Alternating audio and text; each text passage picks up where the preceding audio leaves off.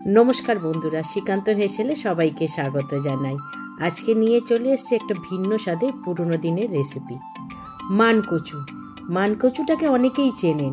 আগে দেখে নিন কীভাবে মানকচুটা আমি ছাড়াচ্ছি আর ছোট ছোট করে টুকরো করে নিচ্ছি। মানকচু খেতে অনেকেই ভয় পান, ভাবেন গলা কুটকুট করবে, কিন্তু ভালো মান হলে গলা কুটকুট করবে না।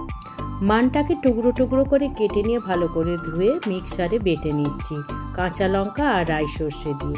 তবে আপনারা চাইলে শিলেও ওটা বাটতে পারেন, শিলে বাটলে আরও ভালো হয়। মানটাকে ভালোভাবে বেটে নিয়ে এবার কড়াইতে তেল গরম করে এই মানটা দিয়ে দিলাম, দিয়ে এবার নাড়তে থাকবো।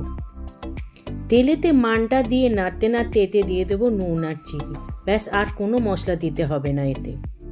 এই রান্নাটা অতি সহজ এবং সাধারণ, খেতে কিন্তু অসাধারণ।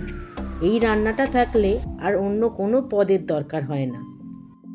এইভাবে নাড়তে নাড়তে যখন সমস্ত জিনিসটা কড়া থেকে ছেড়ে আসবে, তখনই এটা তৈরি হয়ে যাবে। এই দেখুন, তৈরি হয়ে গেল আমার মান বাটা। আজকে তাহলে এখানেই শেষ করছি ভিডিওটা বন্ধুরা। আমার রান্না যদি আপনাদের ভালো লাগে, অবশ্যই একটা লাইক, কমেন্ট, শেয়ার এবং সাবস্ক্রাইব করে দেবেন। সবাই ভালো থাকবেন, সুস্থ থাকবেন। আজ আসি, টাটা।